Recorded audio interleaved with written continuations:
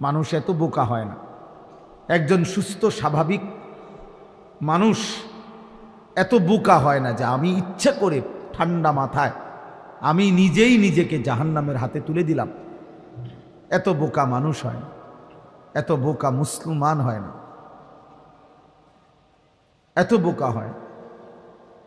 সারাদিনে এক ওয়াক্ত নামাজ যার কপালে জোটে নাই, প্রিয় ভাই তোমার পরিণতিটা কি? 365 দিনে খোদার এক বছরে কোনো দিন যে ফজরের নামাজ জানেও না, আহা, শেষ পর্যন্ত তোমার গন্তব্য কোথায় হবে? প্রতিনিয়ত যারা সুদ খাচ্ছেন, কিস্তি নিতেছেন, হারাম খাইতেছেন, ওজনে কম দিতেছেন, অবৈধ উপার্জন করছেন, অসৎ ব্যবসা করছেন, শেষ পর্যন্ত আপনি কোথায় যাবেন? কি ভাবছেন নিজের জীবনের উপর? ওয়া ইন্নাল ফুজুরা ইয়াহদি ইলান নার, নবী সাল্লাল্লাহু আলাইহি ওয়াসাল্লাম বলে সমস্ত গুনাহ প্রতিনিয়ত মানুষকে জাহান্নামের দিকেই টেনে নিয়ে যাচ্ছে। প্রত্যেক গুনার ওই পিঠে আগুন আছে, গুনার ওই পিঠে আগুন আছে। এজন্য দোস্ত, বাবা, ভাই, সকলেই এটা বোঝা উচিত। কারো কথাও যদি না ভাবি, নিজের উপরে দয়া করে, নিজের উপরে রহম করে। তো আগার মেরা নিহি বনতা না বন আপনা তো বন, তুমি যদি আমার কোনো উপকারে না আসো, এই দেশ, এই পরিবার, এই জাতি, এই সমাজ, এই রাষ্ট্র, যারা কেউ যদি তোমার দ্বারা কোনো কল্যাণ উপকার নাও পায়, তুমি নিজের জন্য কিছু করো। আপনা তো বন, নিজের জন্য তো হও, নিজের ভালোটাও করবা না। মানুষ এত বোকা হয়। একজন নওজোয়ান ভাই বল, দোস্ত আমার, এটা কিভাবে সম্ভব যে সারাদিনে একজন মুসলমান একটা সেজদাও দিল না? মুসলমান কিভাবে সম্ভব? তোমার কি কোনো আল্লাহ নাই? তোমার কোনো নবী নাই? তোমার কোনো বাবা মা নাই? তোমার কোনো ধর্মের পরিচয় নাই? তোমার কোনো সৃষ্টিকর্তা নাই? তিনি কিছুই বলবেন না? আল্লাহ তাআলা বলেন, আয়াহসাবুনা আন্নামা নুমিদ্দুহুম বিহি মিন মালিন ওয়া বানিন নুসারিউ লাহুম ফিল খায়রাত বাল লা ইয়াশউরুন। কিছু মানুষকে আমি আল্লাহ তাআলা দুনিয়ায় কিছু সম্পদ এবং সন্তান সন্ততি, ভাত মাছ চাল ডাল, স্ত্রী সন্তান, টাকা পয়সা, বাড়ি দালান, এগুলা কিছু দিচ্ছি বলে ও ভাবতেছে, নাফরমান মনে করতেছে আমি আল্লাহ তার উপরে খুব কল্যাণ করতেছি, আমি তার উপরে সন্তুষ্ট খুশি, এই জন্য তারে এই পরিমাণ দুনিয়া দিলাম। আল্লাহ বলে বাল লা ইয়াশউরুন, না বান্দা, আসলে তারা বোঝে নাই যে দুনিয়া দিলে আমার সন্তুষ্টি বুঝায় না। কাউকে আমি আল্লাহ লক্ষ কোটি বারও যদি এই দুনিয়া যদি 1000 বারও কাউকে পুরা দুনিয়া দেই, এটা আমার সন্তুষ্টির চিহ্ন নয়। ইবলিসকে তো আমি কিয়ামত পর্যন্ত হায়াত দিছি। ইবলিসকে আল্লাহ তাআলা হায়াত দিছে ইলা ইয়াউমিদ্দিন। আল্লাহ তাআলার কাছে সে যখন বিতাড়িত, আল্লাহ যখন তাকে বের করে দিছে, তখন সে হায়াত চাইছে, আল্লাহ আমাকে এই দুনিয়ার হায়াত পুরাটা দেন, একবার ইসরাফিলের ফু পর্যন্ত। আল্লাহ বলছে যা দিলাম। তাহলে ইবলিসের চাইতে মালউন, রাজিম, অভিশপ্ত আর কে হইতে পারে? তাহলে আল্লাহর কাছে যে এতটা ঘৃণিত, আল্লাহর কাছে এতটা অভিশপ্ত, ওয়া ইন্না আলাইকাল লা'নাতা ইলা ইয়াউমিদ্দিন, আল্লাহ বলছে আজকের থেকে নিয়ে কিয়ামত পর্যন্ত তোর উপরে আমি আল্লাহর লানত। এত লানত আল্লাহ যাকে দিলেন, অথচ তাকেই আল্লাহ বলছে ঠিক আছে আমি তোকে আখিরাত পর্যন্ত হায়াত দিলাম, ইসরাফিলের ফু পর্যন্ত। ইবলিস কি মাঝখানে 2-1 বার মারা গেছে? কথা বলে না, মারা গেছে 2-1 বার। তো সেই প্রথম সৃষ্টি আদম আলাইহিস সালাম, উনাকে সেজদা না দেওয়ার অপরাধে, আল্লাহর হুকুম লঙ্ঘন করার কারণে, সেই থেকে যে সে শয়তান, আজ পর্যন্ত তার মৃত্যু হয় না।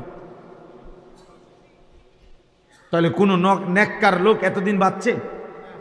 তো তাইলে দুনিয়া তো আল্লাহ তাকে দিছে, দুনিয়া তো আল্লাহ তাআলা ইবলিসকেই দিছে, এত লম্বা হায়াত দিছে। এই পৃথিবীতে সবাই তো বাঁচতে চায়, ওই ইবলিসের সমান হায়াত তো এখনো কেউ পায় না। এই জন্য আল্লাহ বলেন, বান্দা দুনিয়া যদি আমি 1000 পাও, 1000 বছরও যদি দুনিয়া পাও, তারপরও এটা আমার সন্তুষ্টির চিহ্ন না, সন্তুষ্টির চিহ্ন না। কাফের বেঈমানদেরকে আল্লাহ তাআলা প্রতিনিয়ত আমাদের চাইতে বেশি দুনিয়া দিয়ে রাখছে, অর্থ সম্পদ, প্রভাব প্রতিপত্তি, কিন্তু এটা আল্লাহর সন্তুষ্টি? আল্লাহ তাআলা বেঈমান মুশরিকদের উপরে রাজি খুশি? কথা বলে না, সন্তুষ্ট আল্লাহ? তাহলে তাদেরকে এত বেশি দুনিয়া দিলেন কেন? আমাদের দেশে 4 তলা 6 তলা বিল্ডিংওয়ালারে বড় লোক বলে, ইউরোপ আমেরিকার মধ্যে তো 4 তলা 6 তলা বিল্ডিং এ ছাগলও পালে না, ছাগলও তো পালে না ওইখানে শূকর, যে ফার্মে পালে শূকর রাখে, ওইটাও তো সেন্ট্রাল এসি পুরাটা। আমাদের তো কোন এক রুমে কেউ একটা এসি লাগাইলে বাপরে কি বড় লোক রে, এসি লাগাইলে, এক রুমে লাগাইছে মাত্র।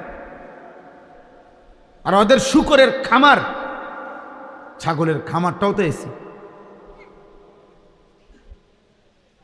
আমার একজন পরিচিত লোক আছে, অস্ট্রেলিয়া থাকে, ওনার আমি জিজ্ঞাসা করছি, আপনি অস্ট্রেলিয়া কি করেন? বলছে হেলিকপ্টার দিয়ে সার দেই। কসম খোদা, হেলিকপ্টার দিয়ে কি দেয়? সার দেয় মিয়া। তার মানে বুঝাইছে যে কোম্পানির এত বড় প্রজেক্ট, 1000 একর সবজি করে, কৃষি করে, সেখানে সার দিতে গেলে এমনি দেওয়া সম্ভব না, হেলিকপ্টার দিয়ে কি দেয়? সার দেয়। আমরা দেশে হেলিকপ্টার দিয়ে সার দিব কোন সময়? এই নির্বাচনের পর নাকি এই ফেব্রুয়ারি নির্বাচনের পর থেকে সার দিব হেলিকপ্টার দিয়া। আমরা দেশে অটো সরিয়েই তো শেষ হয়েছে না আমাদের, কি এর হেলিকপ্টার? তাহলে দুনিয়া তো আল্লাহ বেঈমানকে বেশি দিয়েছেন ভাই। ওয়াযারনি ওয়াল মুকাদ্দিবিনা উলিন নি'মাতি ওয়া মাহিলহুম কালিলা। আল্লাহ তাআলা বলেন, আমার মুমিন বান্দা মিথ্যাবাদী নাফরমান পাপীদেরকে অল্প কিছুক্ষণের জন্য দুনিয়াটা একটু দাও। আল্লাহ বলছে দাও, ওরে দাও তো, আরে এত কথা বললো না তো, দাও তো ওরে দুনিয়া, 50 বছর দাও, খাক। 60 বছরের জন্য দুনিয়া দাও ওকে, এই নাফরমানকে দাও দুনিয়া। আল্লাহ বলেন, কিন্তু মনে রেখো মুমিন, বেশির থেকে বেশি 50 বছর, 60 বছর, 70 বছর ও নাফরমানি সত্ত্বেও দুনিয়া ভোগ করবে। কিন্তু আমি আল্লাহ বললাম, যেদিন চোখ বন্ধ হবে, কবর থেকে নিয়ে অনন্তকাল পর্যন্ত আর কোনো দিন আমি বেঈমানকে এক ঢোক পানিও আর দেব না, এক লোকমা খাবারও আর দেব না, আর কোনো দিন, আর কোনো দিন। ইন্না লাদাইনা আনকালাম ওয়া জাহিমা। আল্লাহ তাআলা বলেন, অবিশ্বাসী নাফরমানদের জন্য আমি আল্লাহ তাআলার কাছে নির্ধারণ আছে আগুনের শিকল, জাহান্নামের প্রজ্বলিত আগুন। পরে দাও তুমি। এজন্য প্রিয় ভাই, বাবা, রাত গভীরে কমপক্ষে এটা ভাইবেন, নওজোয়ান ভাই, তোমরা অনেক কষ্ট করছো, মাশাআল্লাহ। এই ভালোবাসার কোনো শব্দ দিয়ে বোঝানো যাবে না, আমি নিজেও বুঝি না, এটা মালিকের পক্ষ থেকে এটা পরীক্ষা। এই ভালোবাসা, এই মহব্বত, এই আবেগ, এই অস্থিরতা, নওজোয়ানদের সাথে এই সম্পৃক্ততা, কেন আমি নিজেও জানি না। আমি তো আসলেও কোনো প্রার্থী না, আমার কোনো মার্কা নাই, এবং একেবারে দিল থেকে বলতেছি, কোনো ইচ্ছাও নাই, ইচ্ছাও নাই। এমন কোনো না যে ঘুরে গেড়াই আইজক কাইলক কইব, এমনও না। এখানেও না, আমার এলাকাতেও না। আল্লাহর জন্য পথে পথে ঘুরি, আখিরাতের আশায় ঘুরি। এই জন্য আমরা দয়া করে সবার কাছে অনুরোধ, নওজোয়ান ভাই, এই ভালোবাসা আল্লাহর জন্য হোক, এই ছুটাছুটি আল্লাহর জন্য হোক, এই মহব্বত আল্লাহর জন্য হোক। বলো আমিন। ভালোবাসা যদি আল্লাহর জন্য হয়, মহব্বত যদি আল্লাহর জন্য হয়, এই এগিয়ে আসা আল্লাহর জন্য যদি হয়, পরিবর্তনের জন্য, তো ইনশাআল্লাহ আগামীর পৃথিবী তোমাদের হাতেই কালেমার পতাকা উঠবে ইনশাআল্লাহ। প্রয়োজন পরিমাণ যুবক রেডি হচ্ছে, ঘাবড়ায়ও না।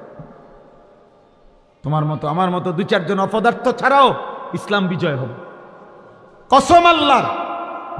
আল্লাহর নবী সাল্লাল্লাহু আলাইহি সাল্লাম বলছে, উম্মত শুনো, যদি কোনোদিন শুনো যে কিয়ামতের আর একদিন বাকি, তবুও মনে রাখবা মাহদী আসবে, আর সারা বিশ্বময় ইসলামের বিজয়ের পতাকা উড়বে।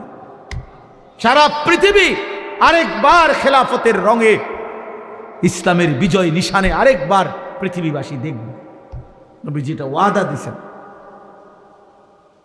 এজন্য যুবক ভাই আমার, এই একটা লাইন কথা মনে রাখো, মক্কার জমিনে যেদিন আল্লাহর নবী সাল্লাল্লাহু আলাইহি সাল্লাম কালেমার দাওয়াত শুরু করছিলেন, সেদিন কিন্তু তিনি প্রত্যেকের কাছেই কালেমার দাওয়াত দিছেন, সমান গুরুত্ব দিয়েই দিছেন, কলিজার সবটুকু দিয়ে তিনি প্রত্যেকের কাছেই দাওয়াত দিছেন। কিন্তু মহান আল্লাহ পাক রব্বুল আলামিন বলছিলেন, বন্ধু দাওয়াত আপনি দিতে থাকেন, আপনি বলতে থাকেন, কিন্তু আপনার জন্য যে কয়জন সাহাবা লাগবে, আর আমার ইসলাম বিজয়ের জন্য বিশ্বময় যে কয়জন মোমেন সাহাবী লাগবে আপনার, এটা আমি নেব, আমিই নেব। লাগবে যে কয়জন আমিই নেব, যাদেরকে আমি চাই দেব, যাদেরকে আমি চাই নেব না। আপনি বলতে থাকেন। এজন্য খোদার কসম, নবীজি আবু জেহেলকেও কালেমার দাওয়াত দিছে, আবু বকরকেও দাওয়াত দিছে, আবু লাহাবকেও দাওয়াত দিছে, ওমরকেও দাওয়াত দিছে। আসমানওয়ালা রব আরশ আজিমের মালিক আল্লাহ বলছে, বন্ধু আবু বকরকে আমি নিলাম, আবু জেহেলকে আমি নিলাম না, ওমরকে আমি নিলাম, আবু লাহাবকে আমি নিলাম না, ওসমানকে আমি নিলাম, উতবাকে আমি নিলাম না, আলীকে আমি নিলাম, শাইবাকে আমি নিলাম না। অথচ আল্লাহর কসম, এরা যেই বংশের সাহাবী, ওরাও একই বংশের বেঈমান। আবু জেহেলও কুরাইশ, আবু বকরও কুরাইশ, আবু লাহাবও কুরাইশ, ওমরও কুরাইশ।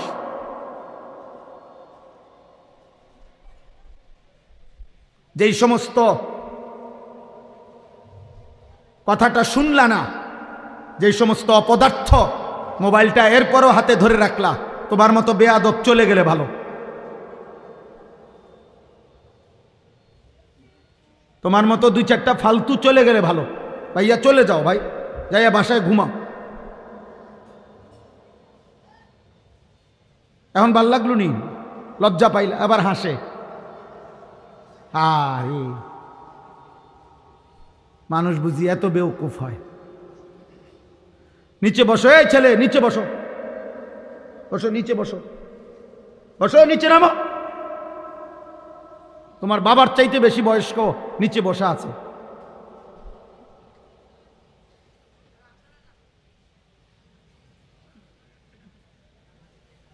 জি বাপ, অতএব এটা বুঝতে শিখো ভাই, একটা ছেলেই বোঝো। আমি বললাম না সবার সমর্থন দিয়ে আমি করবো কি, আমি তো ভোটে দাঁড়াইছি না। আমার দরকার এই কথাটা বলা যে ভাইয়া আল্লাহ বলছে, বন্ধু আমি আবু বকরকে নিলাম, আবু জেহেলকে নিলাম। যেন আল্লাহ আবু জেহেলকে বলছে, বেঈমান তোকে ছাড়াও আমার ইমানের বিজয় হবে, আমার ইসলাম বিজয় হবে, আমার কালেমার বিজয় হবে। তাইলে দোস্ত, মালিক যদি ইসলামের জন্য, দ্বীনের জন্য, ইমানের জন্য, আল্লাহ যাকে নেওয়ার তাকে তো নিবেনি। যদি তোমারে না নেয়, তুমি যদি মাহদী না চিনো, তুমি যদি দাজ্জালের হাত থেকে ইমান বাঁচাইতে না পারো, আগামী দিনে যদি আল্লাহ তাআলা তোমাকে দ্বীনের জন্য না নেয়, কেমনে নিবে? 365 দিনে, খোদার এক বছরে তুমি কোনো দিন ফজরের নামাজ পড়লা না, মহান মালিক তোমারে কেন তার দ্বীনের জন্য নিবে? সারা রাত যার কাটে মোবাইলের নারী ছবি দেখে, তোমারে আল্লাহ তার কালেমার বিজয়ের জন্য কেন নিবে? বছরের পর বছর যায় যার হারাম রোজগারে, তারে আল্লাহ তাআলা জান্নাতের জন্য কেন নিবে? আল্লাহর জান্নাতের লোকের কি ঘাটতি পড়ে গেছে, অভাব পড়ে গেছে? তাহলে এই জন্য বেশি গুরুত্বপূর্ণ এটা, এ কথা বুঝা যে আমাকে আল্লাহ তাআলা দ্বীনের উপরে রাখবে কিনা। হ্যাঁ, এটা যদি না হয়, আল্লাহ যদি পছন্দ না করে, আল্লাহ যদি বলে ওয়ালা তাকুনু কাল্লাযীনা নাসুল্লাহা ফাআনসাহুম আনফুসাহুম, কোরআনে আল্লাহ বলছে বান্দা আমারে এই পরিমাণ ভুলে যেও না। বেশি দিন আমাকে ভুলে গেলে আমি আল্লাহ বললাম একদিন আমি তোমাকে তোমার পরিচয় ভুলিয়ে দেব, আত্মভোলা করে দেব, আর কোনো দিন তোমার মনে পড়বে না তুমি মুসলমান। তোমার মৃত্যু হবে, তোমার কবর হবে, তোমার আখিরাত হবে, আমি ভুলিয়ে দেব। ফাআনসাহুম আনফুসাহুম, আমি তোমার পরিচয় তোমারে ভুলিয়ে দেব। আত্মভোলা, আত্মবিস্মৃত হয়ে যাবা। নিজের বংশ, নিজের ইজ্জত, তোমাদের অগণিত ছেলে যাদের মাথায় মুশরিকের চুল, বেঈমানের চুল, তোমাদের একজনেরও তোমাদের বাবার কথা মনে নাই। তোমার বাবা এমন ছিল না, তোমার বংশে এমন কারো চুল নাই। বিগত 100 বছরে তোমার ফ্যামিলির কেউ এমন চুল রাখে নাই, তুমি কোন বেঈমানের মতো চুল রাখছো? মানে তুমি এই প্রথম তোমার বংশ থেকে, তোমার ধর্ম থেকে তুমি নিজেকে সম্পর্ক বিচ্ছিন্ন করে দিলা। এর পরের জেনারেশন যদি তোমার হাতে তৈরি হয়, তোমার আমার সন্তান, আমি আমার বাবার সন্তান, আমার বাবা টুপি মাথায় দিছেন, আমিও আজও টুপি মাথায় দেই। আমার বাবা দাড়ি রাখছেন, আমি আজও দাড়ি রাখি। আমার বাবা মৃত্যু পর্যন্ত পাঞ্জাবি পরছেন, আমি আজও পাঞ্জাবি পরি। আমার বাবা মৃত্যু পর্যন্ত লুঙ্গি পরছেন, আমি আজও লুঙ্গি পরি। তাহলে আমি আমার বাবার অনুসরণ, আমি আমার রাসূলুল্লাহ সাল্লাল্লাহু আলাইহি সাল্লাম, আমার রাসূলের সাহাবাদের অনুসরণের উপরে চলার চেষ্টা করছি। কিন্তু তুমি তো তোমার আল্লাহ, তোমার রাসূল, সাহাবা, আউলিয়া, উলামা, এমনকি তোমার আপন বাবা এবং পূর্বপুরুষের থেকেও সম্পর্ক বিচ্ছিন্ন করে চুলে, চেহারায়, লেবাসে, পোশাকে, চাল চলন, চিন্তা, হাসি, মজাক, কথাবার্তা সবকিছুতে নিজেকে বিচ্ছিন্ন, আলাদা করে দিলা। কি বুঝাইতে চাচ্ছ তুমি? মুসলমান না বেঈমান? কি বুঝাইতে চাও? কি বলতে চাচ্ছ তুমি? তোমার মতো বেডই না হইলে ইসলাম টিকবে না, না? কি মনে করছো আব্বা? তোমাদের মতো বেনামাজি ছাড়া ইসলাম টিকবে না?